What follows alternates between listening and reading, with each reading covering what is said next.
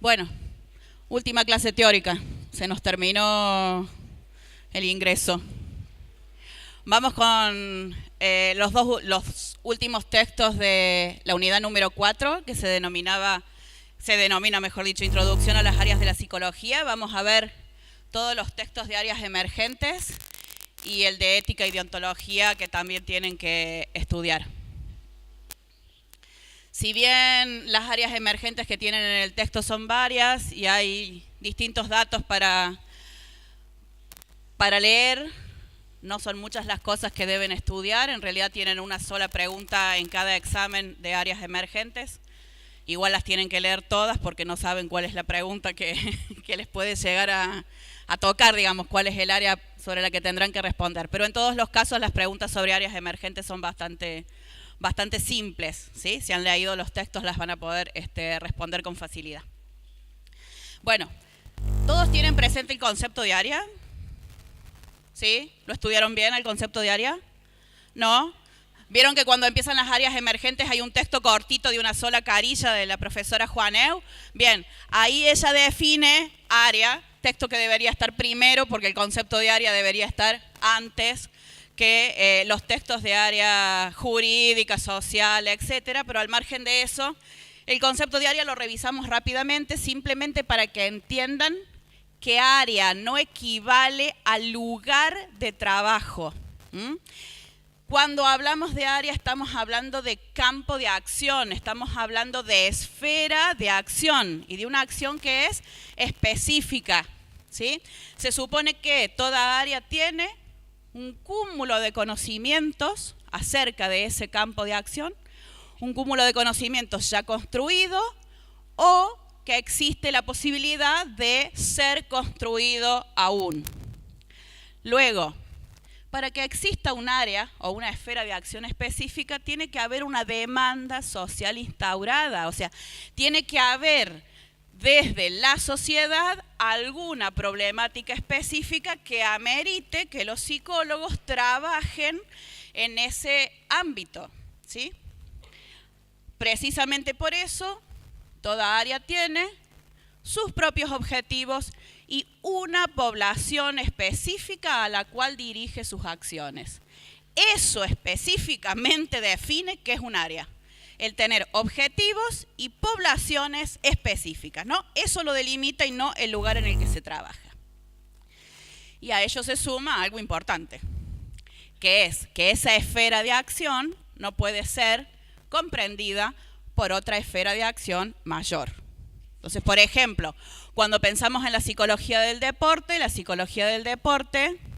inicialmente con los trabajos de Triplett, pertenecía a la psicología social, ¿sí? La facilitación social estudiada por Triplett en ciclistas formaba parte de la psicología social. Ahora, en la medida en que los estudios se fueron especializando en relación a deporte y a actividad física, los estudios o las teorías de la psicología del deporte fueron excediendo lo que es la psicología social y entonces empiezan a ser reconocidas como una esfera de acción distinta en la medida en que la psicología social ya no puede abarcar todo eso que estudian los psicólogos del deporte. ¿Está bien? ¿Se entiende eso?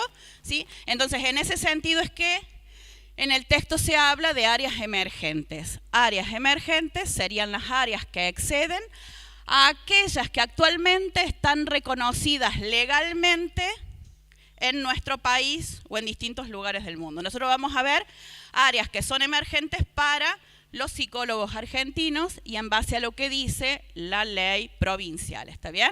¿Sí? Porque exceden las 6 áreas que están mencionadas por nuestra reglamentación.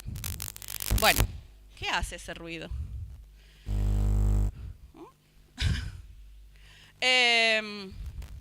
Vamos con la psicología del deporte, que dentro de las 5 áreas que tienen mencionadas en el texto es la más consolidada, o mejor dicho, la que más se estudia en nuestro país.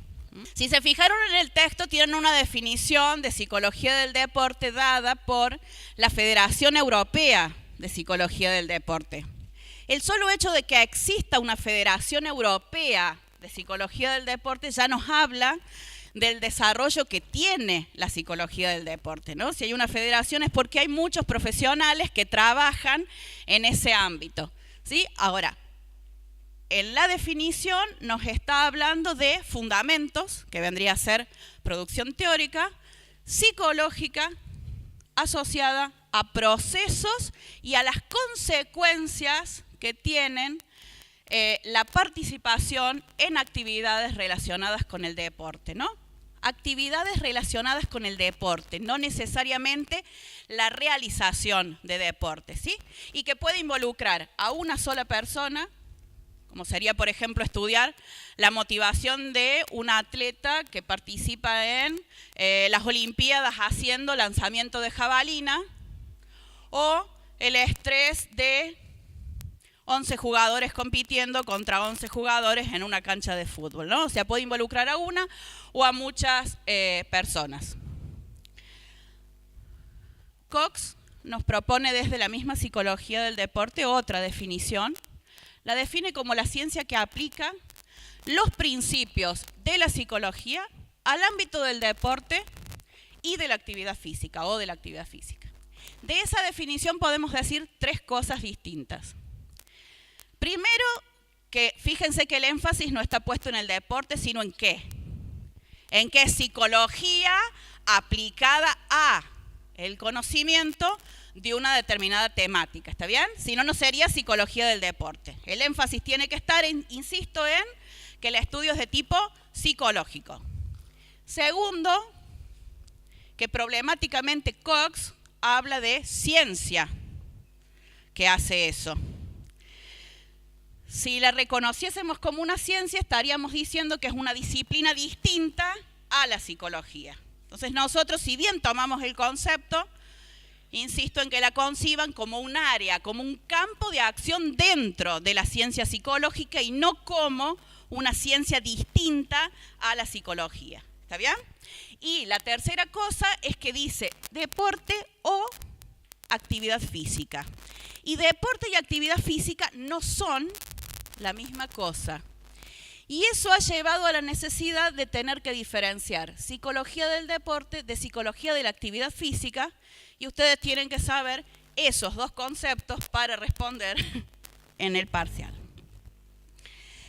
Por un lado tienen el concepto de psicología del deporte, que se asocia a lo que es los antecedentes y los consecuentes de realizar un tipo específico de deporte, el deporte de competencias, que tiene muchas exigencias, que supone variables asociadas al estrés, a la ansiedad, ¿sí? Con fuerte énfasis en lo que tiene que ver con la motivación, por ejemplo, para participar, y se diferencia de la psicología de la actividad física, concibiendo la actividad física como la realización de cualquier tipo de actividad física, no deporte de competición, ¿sí? Y cómo esa actividad física redunda positivamente en la salud de las personas. ¿Se entiende la diferencia? ¿Sí? ¿Sí o no? ¿Sí?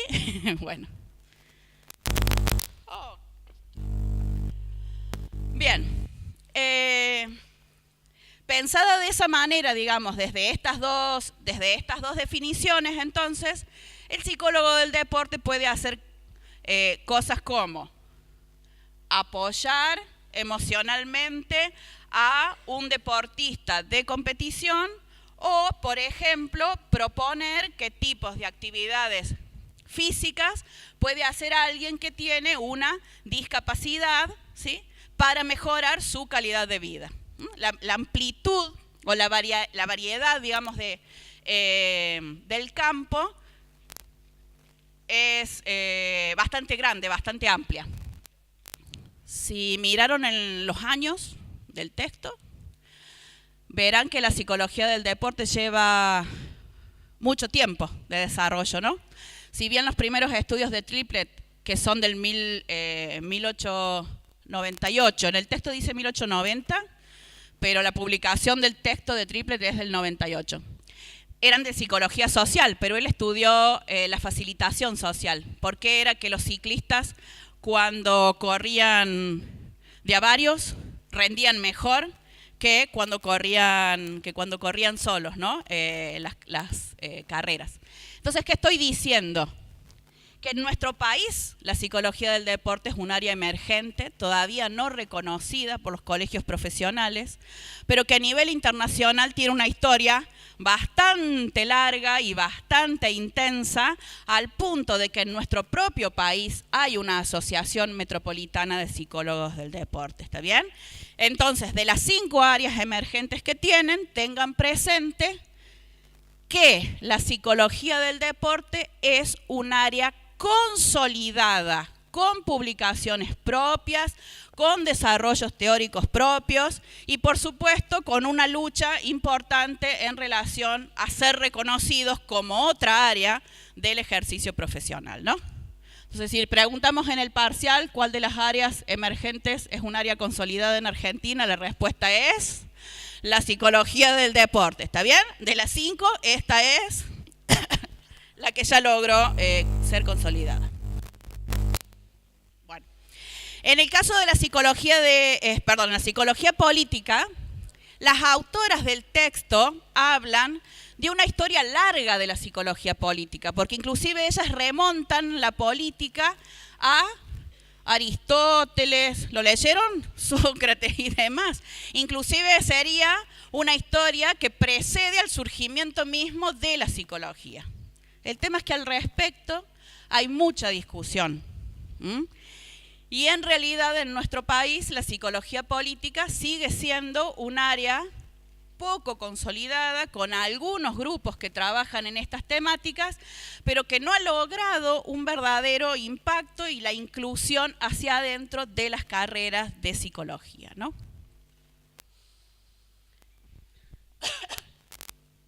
Tienen 2 definiciones de psicología política en el texto. Tienen una definición que pertenece a la licenciada Dávila, donde la define de una manera bastante compleja, porque en realidad la define como actividad de los psicólogos políticos, ¿no? Y definir psicología política por las acciones de los psicólogos políticos es como confuso al menos. Pero por lo menos rescatemos que dice que es un conjunto de conocimientos que pretenden describir y explicar ¿qué cosa? El comportamiento político de los hombres, el comportamiento político humano, eso es lo que deberíamos rescatar. Ahora, esa definición se distingue bastante de la de Saucedo, que la define como un estudio, pero ¿como un estudio de qué? De las creencias, de las opiniones, del sentido común, de las representaciones sociales que las personas tienen acerca de qué. Acerca de, ¿qué cosa? La política y aquellos comportamientos que podrían incidir de alguna manera en el funcionamiento de la política. ¿Está claro? Está en el texto en cursiva y todo, así que pueden rescatar con facilidad esa definición. Ahora ven que son distintas. Una pone el énfasis en la psicología estudiando esto y la otra define qué variables psicológicas hacen a la psicología política. Entonces eso ha llevado a discutir la existencia de 2 cosas distintas. La psicología política y la psicología de la política como 2 cosas que serían diferentes. ¿Está bien? Donde la psicología de la política sería lo primero. La aplicación de conocimientos psicológicos a la predicción y explicación del comportamiento político. Y la psicología política estudiaría concretamente variables como las creencias, las opiniones y los comportamientos de las personas. O sea, la definición de psicología política pone el énfasis en su objeto de estudio. ¿Qué estudiamos concretamente en relación a la política? ¿Se entiende la diferencia? ¿Sí o no? No. Vamos de nuevo. La primera sería simplemente decir es el conjunto de teorías psicológicas que se aplican a la comprensión del comportamiento político. Y la otra es decir, no aplico cualquier teoría psicológica a la comprensión de ese comportamiento. Estudio concretamente lo que motiva a las personas a tener ese comportamiento político. Estudio creencias, representaciones, o sea, hace el énfasis en eso que define como su propio objeto de estudio dentro de lo que es la psicología. ¿Está bien? Ese objeto de estudio aplicado al comportamiento político. No las motivaciones en general, sino las motivaciones y las creencias asociadas a la política. ¿Se entiende, gente, la diferencia? ¿Sí? Bien. Las dos definiciones, ¿no? Y saber que existe esto de psicología política y psicología de la política. Entonces, en base a eso, está en rojo porque hay una pregunta asociada a esto, por las dudas. ¿Cuál sería entonces el objetivo de la psicología política? Es tanto comprender el comportamiento político del individuo como de la persona integrando un conjunto social. Estudio la intención de votos de una persona, pero también estudio de qué manera el líder político influye en la decisión de votos del electorado o los ciudadanos, ¿sí? Y además estudia variables que hacen a la dinámica social y a la política específicamente, tales como el autoritarismo, la democracia, ¿sí? Como variables que también importan. Eso ha llevado a generar dos tendencias dentro de lo que se hace en psicología política. Hay una corriente moderna que estudia las variables psicológicas asociadas a la política como si fueran un universal, mientras que hay una corriente emergente que considera esas variables en contexto histórico y cultural. ¿Qué quiere decir eso? ¿Qué entendieron al leer eso? ¿O no lo leyeron todavía? A ver, ¿de qué estamos hablando? El primero intenta construir, o la primera corriente intenta construir conocimiento que permita entender el comportamiento político de todas las personas sin importar el lugar en el que vivan o el momento histórico que estén atravesando. ¿Sí? Como si la motivación o las creencias o las representaciones fueran algo genérico, válidos para todos, acá y ahora, ¿sí? Antes y después. Mientras que la corriente emergentista pone el énfasis en decir, no es lo mismo estudiar la intención de votos en Japón que en Venezuela. En este momento o hace 40 años. O sea, hay variables de lo histórico y cultural que impactan en esto que estoy estudiando llamado comportamiento político, ¿no? Y en ese sentido, entonces, las temáticas a estudiar son muchísimas. No hace falta que las sepan, ¿está bien? Pero sí tengan presente que cuando, por ejemplo, se estudia marketing, se estudia el marketing asociado a política. Se estudia corrupción, pero no se estudia la corrupción en relación a las empresas, se estudia la corrupción política. O sea, son todas variables estudiadas en relación con lo que es la política. ¿Estamos? ¿Sí? ¿Preguntas? ¿No? Vamos a la psicología del tránsito. En el caso de la psicología del tránsito, estamos estudiando, fíjense qué cosa, procesos psicológicos, otra vez, siempre poniendo el énfasis en eso, que subyacen a qué cosa, a los comportamientos humanos en situaciones que hacen al tránsito, al transporte y a la movilidad. Y entonces incluye variables tan distintas como la capacidad de girar a la izquierda en una avenida de doble mano, como la motivación para venir hasta la facultad caminando o elegir venir en el urbano, ¿no? Entonces la idea es que, ¿qué hace? Fíjense que el título dice definición y rol, a diferencia de los otros, ¿no? Lo segundo vendría a ser el rol del psicólogo del tránsito. Entonces, ¿cuál sería el rol del psicólogo del tránsito? Dar claridad, permitir entender de qué manera variables que hacen a lo cognitivo, a lo emocional, a lo motivacional, influyen en algo que se ha tornado un problema grave: la generación de accidentes asociados a fallas que son en el 90% de los casos de tipo humano, ¿no? El estar atendiendo a otra cosa, el enojarse con el que va al frente, el ser incapaz de respetar las normas. O sea, son un conjunto de factores que inciden en esto que se denomina seguridad vial, ¿no? Entonces el psicólogo del tránsito contribuye al conocimiento de variables asociadas a la seguridad vial. En el texto, el doctor Mías dice que el 90% de los accidentes son producto de los seres humanos. El 90% de los accidentes. O sea que en realidad el impacto que tienen las variables psicológicas es muy alto.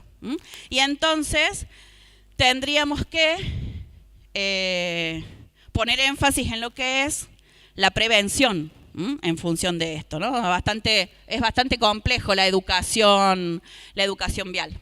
Pero bueno, incluirían estas cosas, desde las bases cognitivas y psicofisiológicas del comportamiento en tránsito, y también cosas como las situaciones que son situaciones extremas. Porque, por ejemplo, cuando estudiamos la percepción y la atención en relación a manejar un auto, no es lo mismo manejar tratando de cruzar la Plaza España que en el campo, y no es lo mismo ir por la niebla tratando de cruzar las altas cumbres que manejar en Plaza España. ¿Está bien? O sea, hay una serie de factores que son de lo ambiental que también inciden en el estudio de esas variables psicológicas, ¿no? Y que hay que tenerlas en cuenta. Vamos a la psicología económica. Bueno, de nuevo, la definición de psicología económica, estudienla. No son difíciles en la medida en que volvemos a decir que es el estudio de ¿qué? De aspectos que son psicológicos. La definición específica tiene desagregada tres cosas: los factores psicológicos de tipo cognitivo, los emocionales y los sociales, que de alguna manera se traslucen en el comportamiento de quienes somos consumidores, que se observa en la gente en tanto consumidor. Al igual que lo que dice el texto de psicología jurídica, en el caso de las ciencias, de la psicología económica, se la concibe, digamos, como un interjuego de dos disciplinas, como el interjuego de teorías que provienen de la psicología con teorías que provienen de las ciencias económicas. Y entonces el objetivo de la psicología económica es doble, porque por un lado estudia los factores psicológicos incidiendo en variables económicas, y también estudia cómo factores que hacen a la economía inciden en el comportamiento o en los factores psicológicos de los seres humanos en tanto consumidores. ¿Está bien? ¿Sí? ¿Cuál sería entonces el objetivo de la psicología económica? ¿Qué intenta comprender? Dos cosas. En sentido general, intenta comprender el comportamiento de las personas en tanto consumidores, ¿no? En distintos contextos de tipo económico, pero también intenta explicar cómo las personas entendemos la economía. Por ejemplo, ¿no les pasa que de pronto las noticias dicen cayó la bolsa en Tokio y entonces la inflación en Argentina sube? Y uno dice, ¿por qué? Si se les cayó a ellos la bolsa, a nosotros nos genera un efecto que impacta negativamente en nuestra economía. ¿Cuánto sabemos de economía para tratar de entender qué ocurre? Claro, porque nos genera a nosotros una situación de ansiedad y de preocupación sin saber bien de dónde viene ese efecto. ¿Se entiende esto? ¿Sí? Bueno.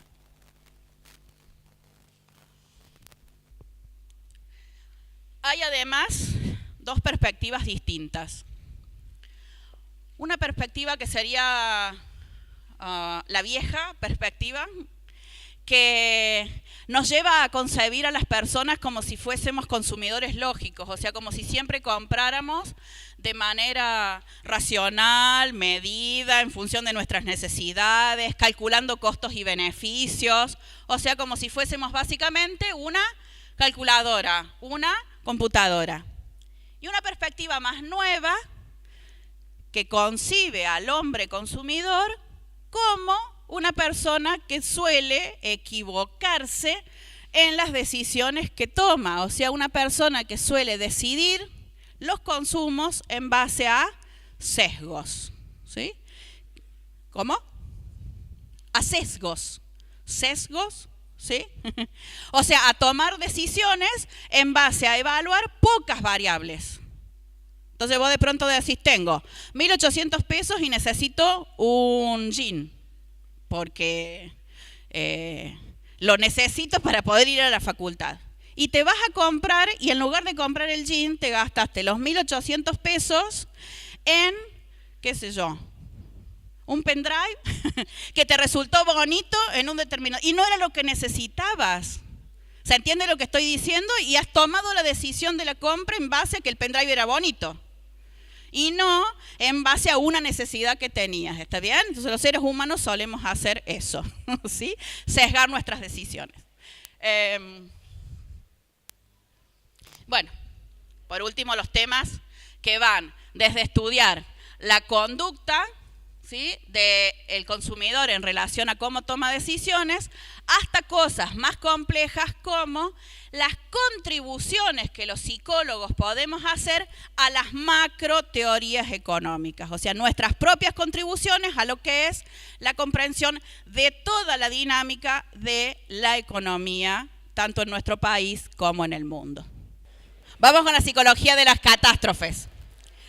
Fíjense que en el texto está definida correctamente como una rama, lo que sería un área, digamos, de la psicología, que estudia las maneras en que las personas reaccionamos antes, durante y después de 4 cosas que movilizan mucho nuestras emociones, que son las crisis, las emergencias, los desastres y las catástrofes, ¿está bien? Que yo en el texto sugiero que las estudien en orden de gravedad, porque están mezcladas. Y en realidad una crisis es una situación de movilización muy personal, ¿sí?, a nivel de lo emocional, y que no impacta en general en el grupo. Mientras que en el otro extremo tengo las catástrofes, que son situaciones completamente extremas, que no solo movilizan a algunas personas, sino que los daños materiales son de tal gravedad que hasta invalidan las instituciones que pueden ayudar en la situación. Por ejemplo, en un desastre, cuando un edificio se derrumba, hay bomberos, hay rescatistas que pueden contribuir. Pero si de pronto lo que ha ocurrido es que explota una bomba, como ocurrió en Hiroshima, destruye también el cuartel de bomberos y todas aquellas instituciones a las que podrían pertenecer los rescatistas. Nos quedamos sin lugares como hospitales y demás, ¿se entiende?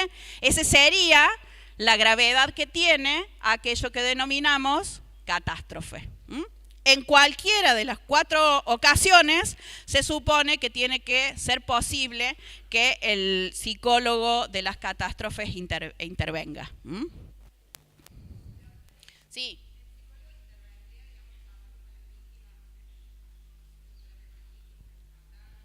Ahí vamos, dame un segundito. Sí, sería, digamos, lo primordial, pero no lo único.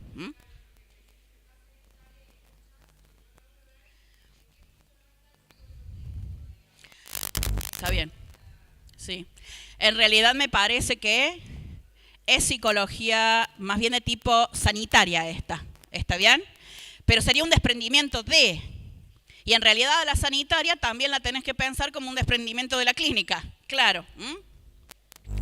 Esto tendría más bien que ver con que Si bien es psicología sanitaria, su incidencia es en una situación muy específica, muy puntual. A mi criterio, el tema de crisis complica porque las crisis son algo que atienden psicólogos clínicos y debería enfocarse más en el tema del desastre y la catástrofe, la inclusión de estos profesionales, ¿no?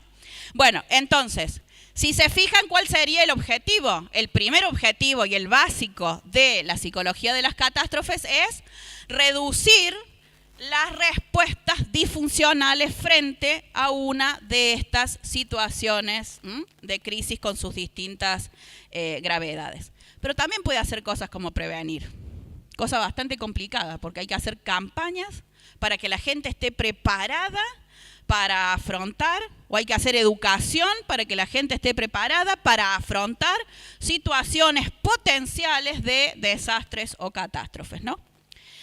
¿Sí? Entonces acá lo que preguntaba la compañera, lo básico que hace un psicólogo de las catástrofes es brindar la primera ayuda psicológica a las víctimas de esas situaciones de desastres o catástrofes, ¿no? Que en general se hace en un espacio público, muchas veces en una calle, en un club, en un hospital donde hay muchísima gente desbordada, ¿sí? Se hace con gente que uno en general no conoce y tiene que contener a alguien a quien está viendo por primera vez, ¿sí? ¿Quién qué? El mismo que te paga cuando lo haces en un club, nadie. Claro.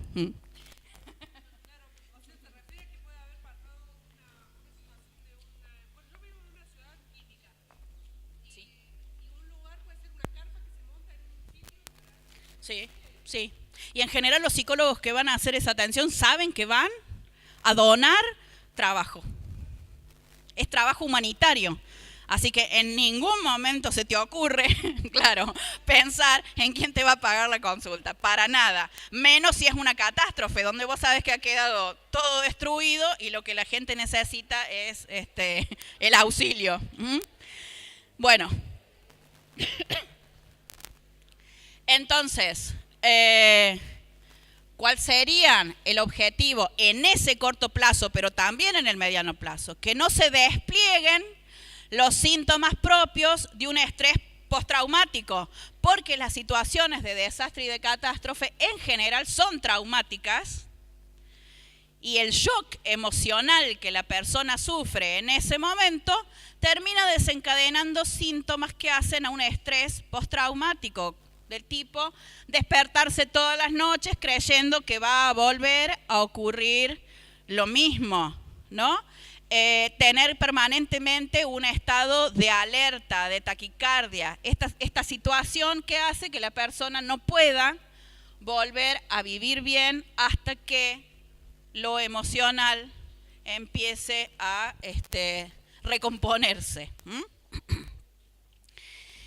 Entonces, ¿quién me preguntaba recién qué hace? O sea, trabaja con las personas víctimas, pero también tiene que trabajar con los familiares, también tiene que trabajar con los rescatistas. Les decía ayer a las chicas que fueron al horario de consulta, el bombero que tiene que sacar de abajo de los escombros un montón de personas muertas, también sufre un estrés emocional, ¿sí? O sea, una situación de shock muy grande. Entonces también hay que contener a esa gente en situación de desastre o de catástrofe, ¿no? Entonces, se trabaja no solo en ese primer auxilio sentados en una calle o adentro de un club, sino que la tarea continúa posteriormente a la situación de desastre o de catástrofe, ¿sí? Y como la definición dice que también hay que trabajar antes de que eso ocurra, ese antes está asociado a la generación de programas preventivos que permitiesen afrontar esas situaciones en caso de que ocurran. ¿Está claro? ¿Sí? ¿Preguntas? ¿Seguro que entendieron todo? ¿Sí? Perfecto. Vamos con el último texto entonces.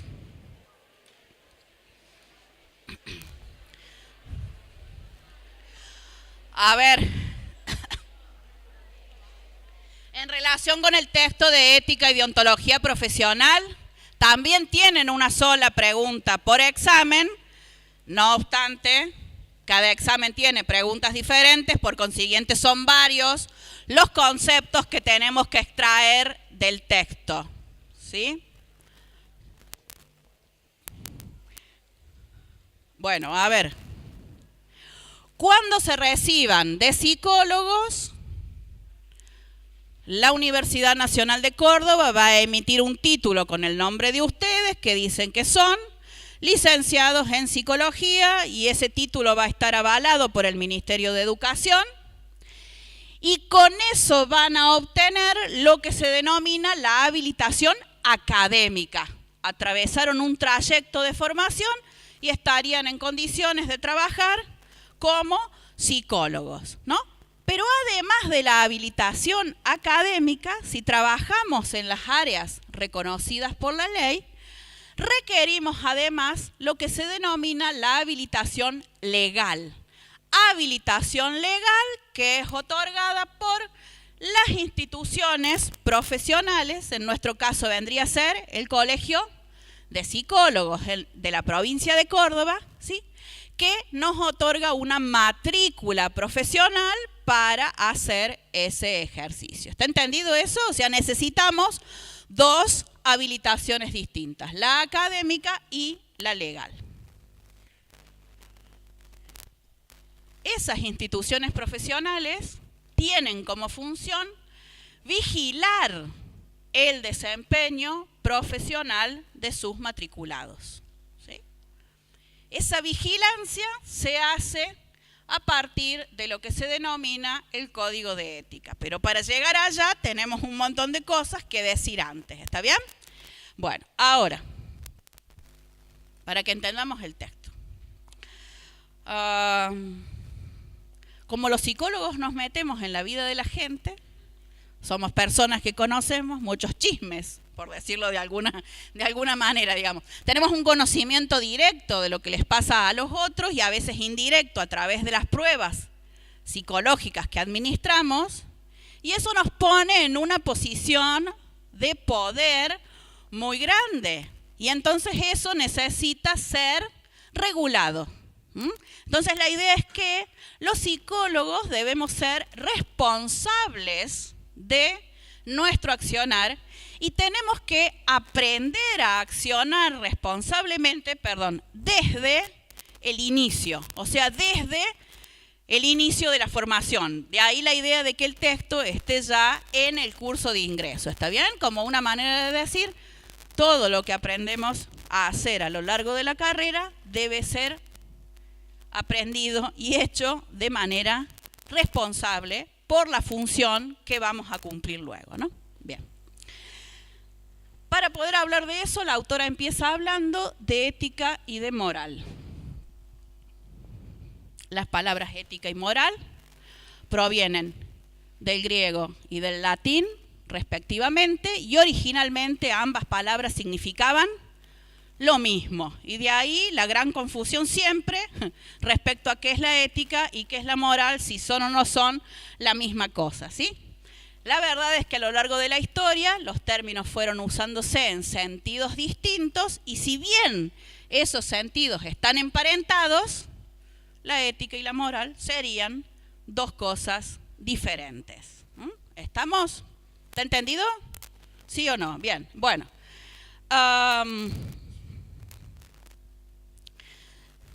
Tengan presente que cuando estamos hablando de moral, estamos hablando de algo que hace a lo cultural, que tiene que ver con el interés por señalar a las personas que forman parte de una sociedad qué acciones están bien y qué acciones están mal. Necesitamos convivir socialmente y entonces desde la moral lo que se hace, digamos, es decir qué cosa es moral, qué cosa es amoral, qué cosa se puede hacer, qué cosa no se puede hacer, para que esta convivencia en sociedad sea una buena convivencia. A diferencia de eso, cuando pensamos la ética, estamos pensando en una rama de la filosofía que reflexiona acerca de los actos morales.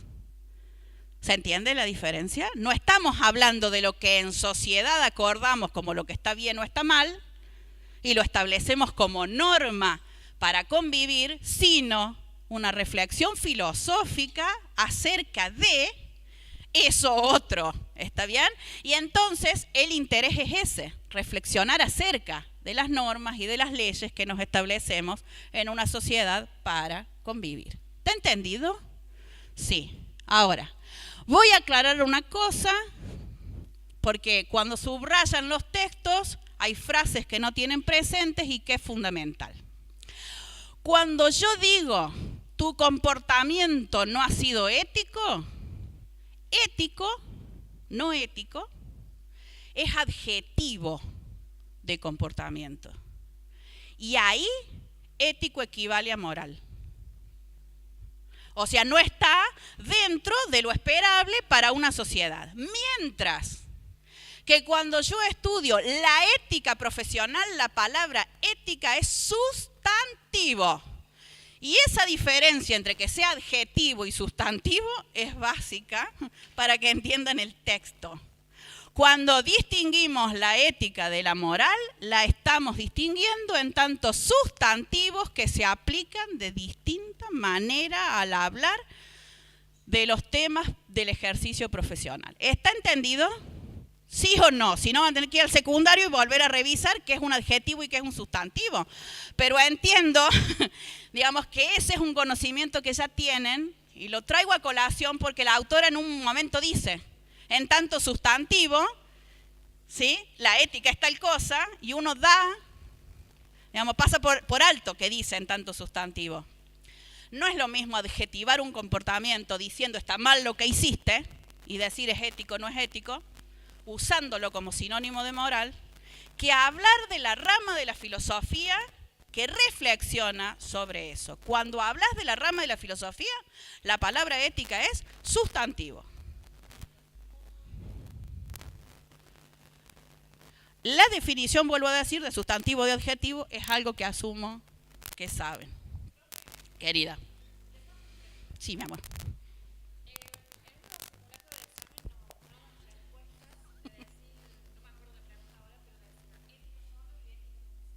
Sí. Sí, porque no es lo mismo ética que ética profesional, que ética aplicada, que deontología. Por eso necesito que presten atención, porque estamos hablando de cosas diferentes. Acabo de definir ética y a continuación voy a hablar de la ética aplicada, como subtipo de la ética. ¿Está bien? Bueno, entonces, tal como lo explica De Giorgi dice que la ética ha sido, por mucho tiempo, ámbito de la filosofía, la acabamos de definir como una rama de la filosofía. Que no obstante, a mediados del siglo pasado, dice, a mediados del siglo XX, la ética empezó a ser tomada de distintas maneras por diversas profesiones para reflexionar sobre sus propias normas, no ya sobre normas culturales generales, ¿está bien? Y en ese sentido es que surge un desprendimiento de la ética a la que denominamos ética aplicada.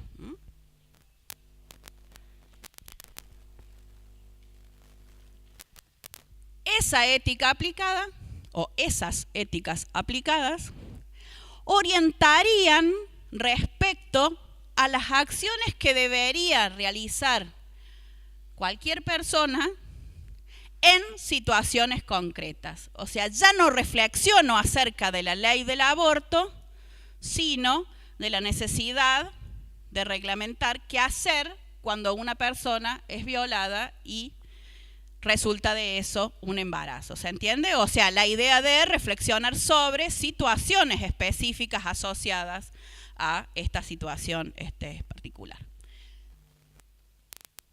Entonces, en el texto tenemos que Brugge dice, ¿qué hace la ética aplicada? Se ocupa de reflexionar acerca de qué hacer y explica por qué debería hacerse de determinada manera, ¿sí? O sea, brinda el fundamento de por qué hacerlo de una forma y no de otra. Ahora, al ser aplicada y provenir de distintas disciplinas, estamos hablando de que la ética aplicada incluye cosas como la bioética, la ética empresarial, la ética en comunicación, la ética ambientalista, o sea, incluye un conjunto de variedades asociadas a situaciones específicas. ¿Está bien? Inclusive hay textos que hablan de la ingeniería ética como aplicación específica de esta reflexión ética al comportamiento, ¿sí?, en el ámbito de las ingenierías. Dentro de esas habría un subdesprendimiento, el que denominamos la ética profesional, o sea, aquello que es esperable para alguien que se ha formado en la universidad, como psicólogo, como médico, como trabajador social, ¿sí? Y esa ética profesional reflexiona acerca de algo muy puntual. ¿Cuáles son los valores que espera o que se esperan de alguien que es un profesional? ¿Qué virtudes debe tener ese profesional? ¿Está bien? Pero no es normativa. Y ahí está la diferencia con la deontología. ¿Ven que hay un signo de diferente en relación a la deontología? Ahí defino deontología. La deontología es normativa, establece normas a seguir para los profesionales, mientras que la ética profesional solo dice qué debería esperarse de alguien que es un profesional. ¿Está bien? No prescribe qué debe hacerse, solo reflexiona acerca de las virtudes y los valores. ¿Entienden la diferencia? ¿Sí? Ojo. Fíjense que la ética profesional no es específica de cada disciplina, mientras que la deontología sí es específica de cada disciplina. Por eso hay tantas deontologías como profesiones hay. ¿Se acuerdan de la definición de deontología? Hay dos temas del parcial que tienen preguntas sobre el concepto de deontología. ¿Cómo se define? Hay como varias definiciones distintas en el texto. Ahí vamos a ver cuál es la que puntualmente deberían tener presente a la hora de hacer el parcial, ¿no?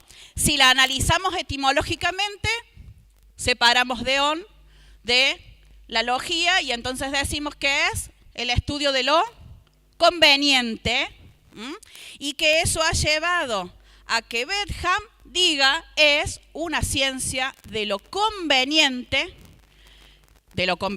a hacer como deber, y por eso también se la denomina teoría del deber hacer en el ámbito de X disciplina, ¿no? Por lo tanto, la definición, digamos, que vamos a estudiar bien es esta definimos deontología como el estudio de los fundamentos del deber y de las normas que son específicas a una determinada profesión. Por eso nosotros en el texto, cuando hablamos de deontología, no hablamos de cualquier deontología, hablamos de la deontología correspondiente a nuestra disciplina, la que se aplica a la psicología puntualmente.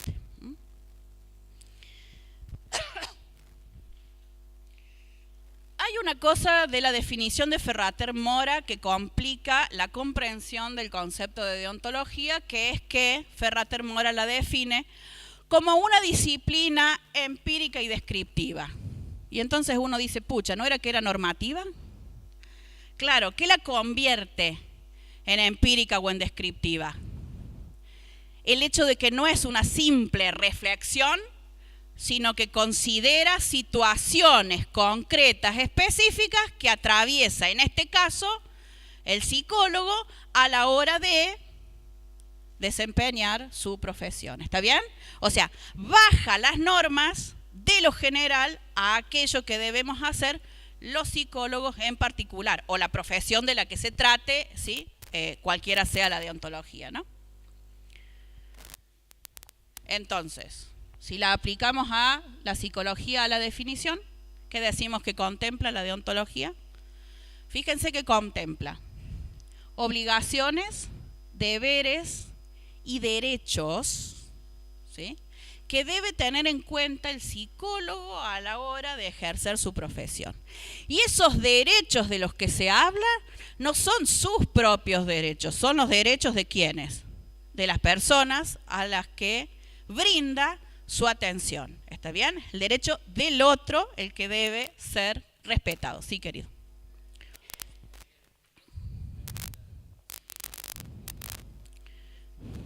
Las dos cosas.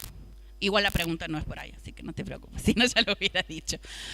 Digo, la define como descriptiva y empírica para decir no es filosofía sola, sino que es reflexión bajada a situaciones concretas y puntuales de la disciplina que está aplicando, ¿sí?, esa reflexión. ¿Está claro? ¿Sí?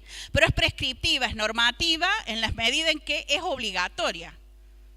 Lo que se dice desde la deontología no se acepta si tengo o no tengo ganas. Precisamente para que no se cuestionen las normas establecidas desde la deontología, lo que las instituciones profesionales hacen es escribir algo como un código de ética. Digamos, se dejan por escritas las normas que van a reglar el comportamiento de sus matriculados. Y por eso definimos al código de ética como ¿qué? Como un cuerpo, un conjunto de normas ordenadas y sistematizadas que tienen fuerza de ley. Tienen fuerza de ley porque los códigos de ética son obligatorios, permanentes, ¿sí?, impersonales, generales y abstractos, como cualquier tipo de ley. ¿Está bien? ¿Sí? Solo voy a hacer una aclaración. Cuando decimos que un código de ética, por ejemplo, es permanente, tengan presente que como toda ley, una ley puede ser abrogada, subrogada o derogada por otra ley, y que el código de ética que usábamos en la provincia de Córdoba en el 2014 fue reemplazado por el Código de Ética de FEPRA. ¿Sí? O sea, hasta ese momento la provincia de Córdoba se guió por su propio Código de Ética, pero a partir de un acuerdo que se hizo en el 2013, en el 2014 entró en vigencia el Código de Ética Nacional, ¿sí?, que derogó el anterior y se supone que a nivel nacional nos regimos todos por el mismo código. Sí, mi amor. No, que a la hora de trasladarte a otra provincia no tenés normas éticas diferentes, digamos, porque es el problema. Sí, se supone que el título tiene validez nacional en la actualidad, ¿está bien? Entonces la idea es que, precisamente por eso, vos te formas en la Universidad Nacional de Córdoba, donde te enseñan normas que se asocian al Código de Ética de la provincia de Córdoba, y te vas a vivir a Corrientes y te tenés que poner a estudiar de nuevo el Código de Ética porque el código era otro. Entonces, la idea es que también el Código de Ética sea nacional, para que los psicólogos hagamos las mismas cosas y a la hora de reflexionar sobre las normas o a la hora de pensar cómo proceder frente a tal caso, todos pensemos más o menos de la misma forma o sigamos una misma línea de conducta. ¿Ah? ¿Está bien? ¿Sí? Bien.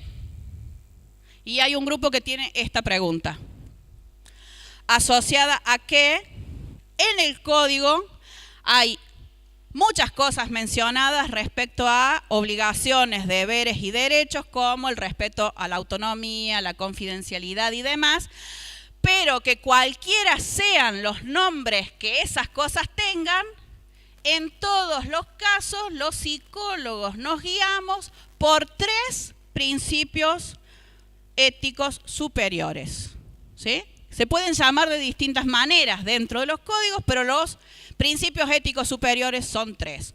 El consentimiento informado, la honestidad intelectual ante todo y el derecho a la privacidad de las personas que atendemos. ¿Está bien? ¿Preguntas? ¿No? Bien. Entonces, para cerrar, digamos que De Giorgi dice que el campo normativo es general, tanto a nivel provincial como nacional, pero que el psicólogo nunca debe dejar de atender a la particularidad del individuo que tiene adelante. ¿Está bien? O sea, siempre analizando otras variables que le dan variación a lo que se está haciendo. Del texto de atención se saben como el Padre Nuestro, el modelo de Mirsky y las definiciones de los factores que estudia ese modelo.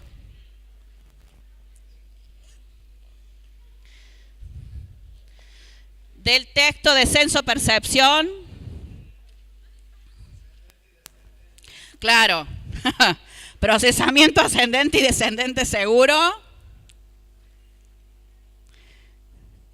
¿Qué hicieron y o dijeron? Fechner, Weaver y Gibson.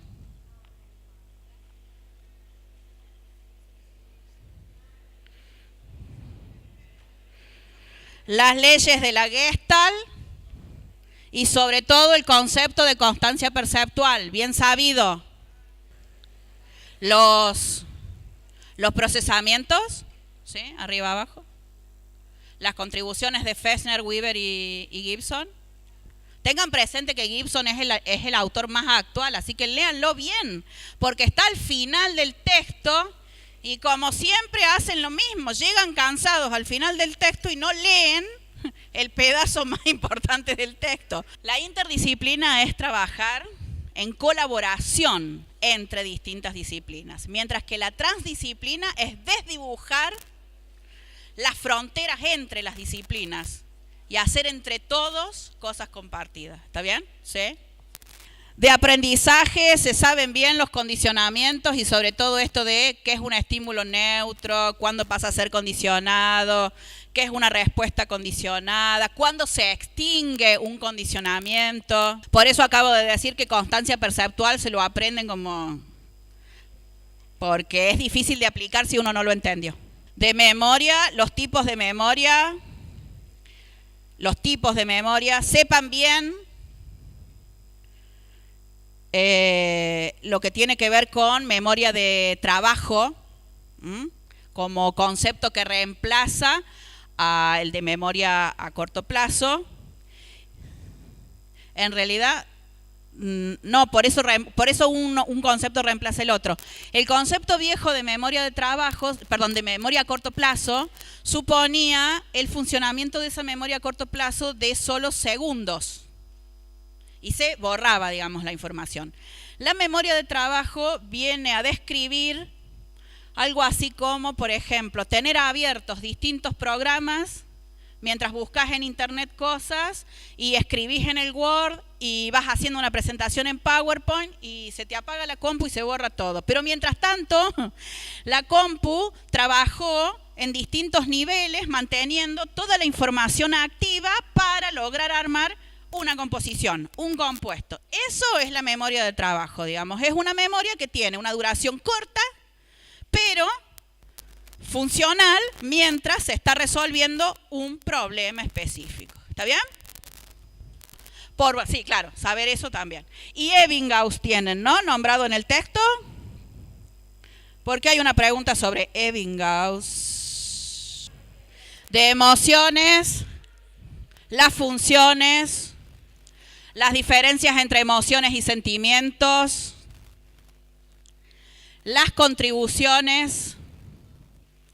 Sí, es que el profesor Pereno es especialista en emociones, así que Pereno quiere que sepa, sí, pero Pereno es el profesor, digamos. El tema es que las preguntas las hizo él, por eso digo que de emociones hay variado. Y ahí sépanse los nombres de Lázaro, Elis, ¿quién más tiene nombrado en el texto? Sajón. Sí. Watson, etcétera, ¿no? Porque si no, estar en problemas. Bueno, del texto de psicología clínica, las preguntas son bien generales.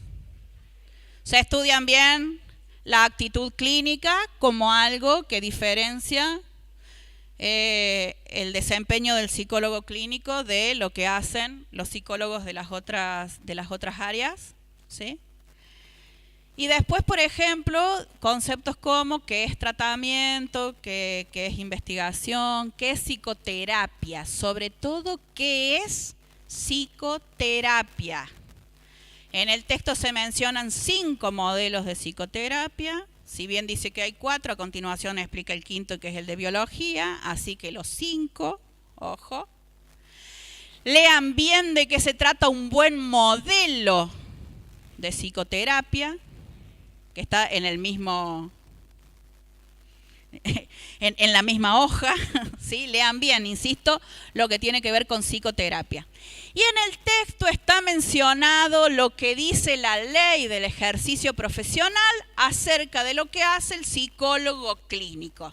Sobre ese parrafito cortito así, hay varias preguntas hechas en los distintos modelos, ¿está bien? Está preguntado de distinta manera, pero está preguntado lo que dice la ley acerca de lo que hace un psicólogo clínico. ¿Está claro? ¿Sí? Bien. En relación a lo que es psicología laboral, los tres modelos, ¿sí? El campo de intervención y las prácticas del psicólogo en ese campo. Y si se fijan, en ese título hay 4 campos mencionados. Los 4 sabidos así. Del texto de psicología jurídica, la definición de psicología jurídica, la de psicología forense, la de criminología. No, así como la tienen en el texto, no habla de la psicología criminológica, habla de la criminología como una interdisciplina, donde hay cruzamiento de distintas disciplinas, entre las cuales la psicología jurídica, o la psicología aplicada, digamos, a lo jurídico, contribuye. Pero está entendido como la criminología en sentido interdisciplinario, ¿no? Como una ciencia amplia. Sí. Claro, sí. Y se me olvidó algo. No, pero espera, de psicología jurídica hay algo más. Los conceptos, el interjuego de derecho y psicología. ¿Y en qué ámbitos trabaja? ¿Sí? Psicólogo jurídico. Trabajar en tribunales, en cárcel, en direcciones de minoridad, claro. Pero además, ¿qué hace? No trabaja solamente haciendo test. Trabaja haciendo investigación, promoción de la salud, o sea, una serie de cosas distintas, ¿está bien? ¿Qué? Claro, exacto, se refiere a la práctica. Del texto de psicólogo sanitario, el tema de que trabaja en salud, enfermedad, que el ámbito del trabajo es de la salud pública, si bien trabaja sobre salud mental, concibe a la salud mental como una de las partes de lo que es la salud pública. ¿Sí? ¿Dónde trabaja el psicólogo sanitario? ¿Dónde dice el texto? En la vida cotidiana, muy bien, ojo, porque analiza salud en contextos sociocomunitarios. Si se quedara haciendo consultorio en un hospital, estaría haciendo psicología clínica.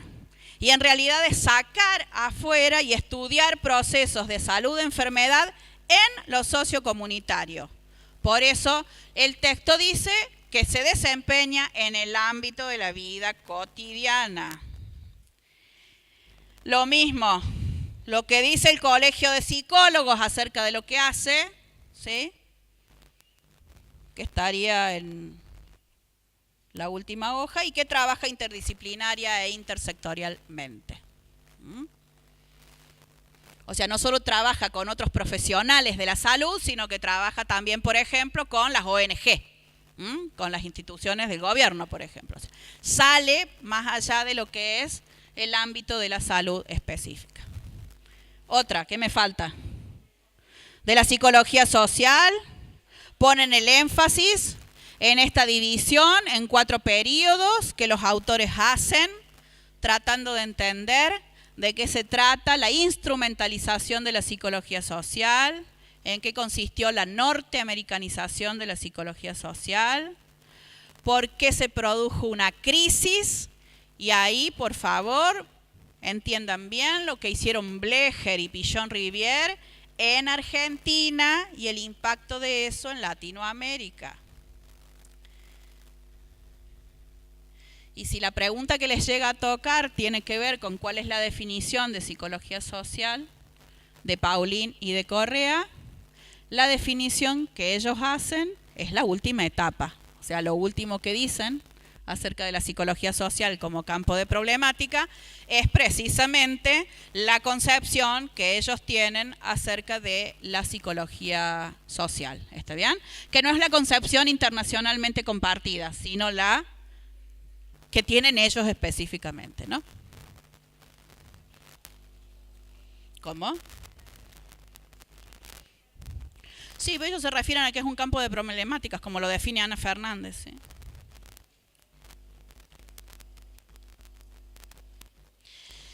Y del texto de Torcomian, el texto de psicología educacional. Que de todas maneras lo tuvieron con la docente que lo escribió, así que imagino que lo entendieron así. Le voy a decir. Bueno, ¿qué? ¿Se dio cuenta? Bueno. Ok.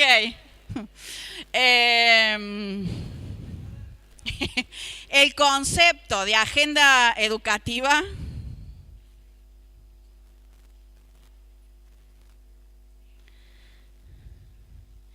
los 5 problemas que menciona como componentes de esa agenda educativa, ¿sí? Así como problemáticas de la agenda, que serían los 5 subtítulos, ¿sí? Que tienen.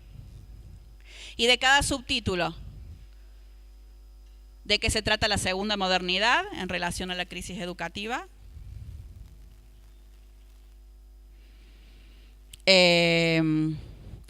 El tema de la fragmentación, que creo que es el tercer problema dentro del texto. Sí. El cuarto, que vendría a tener que ver con la convivencia escolar, esto de que pasamos a ser ciudadanos, que convivimos en democracia a partir de la formación en convivencia que recibimos en la escuela. O sea que lo que está analizando ahí es la función socializadora de la escuela. Sí, analiza eso, digamos. La idea es que la escuela viene a ser una mini sociedad en la cual deberíamos aprender a comportarnos en sociedad. Por eso habla de el convivir, modos de convivir en la escuela hacia la convivencia en democracia, ¿sí? En el quinto problema tienen esto de que la escuela ha quedado desplazada. ¿Por qué cosas? Por las tecnologías. O sea, ha sido desplazada como agente educador a nivel, digamos, la escuela educa a nivel de lo formal, ha sido desplazada por las tecnologías o los medios de comunicación en tanto socializadores informales, ¿no? Como agentes de educación o aprendizaje informal. Y el texto es largo, así que ojo, rescaten que ella dice que ella está proponiendo en el texto un modelo psicoantropológico como manera de abordar la agenda educativa y de proponer respuestas a las problemáticas que trabaja, ¿no? ¿Sí? El enfoque psicoantropológico sería el que ella propone, así que léanlo, está corto, pero traten de entenderlo. Y lo esencial que entiendan es que dice que a la hora de abordar una problemática, la problemática debe abordarse desde 4 niveles distintos: lo contextual, lo global, ¿sí? ¿Lo leyeron o no lo leyeron? Porque suele ocurrir lo mismo, lo tienen en la página 243, ¿sí? Casi al final. El contexto, lo global, lo multidimensional y lo complejo. Y eso quiere decir que si yo recibo una demanda de una determinada escuela, voy y les propongo una solución para esa demanda.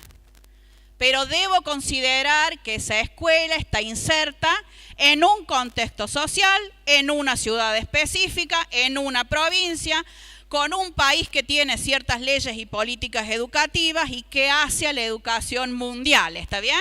Por eso siempre tengo en cuenta los 4 niveles que ella menciona en el texto. ¿Está entendido? Me prometen que estudian un montón. Sí, bueno. Los veo mañana. Chau.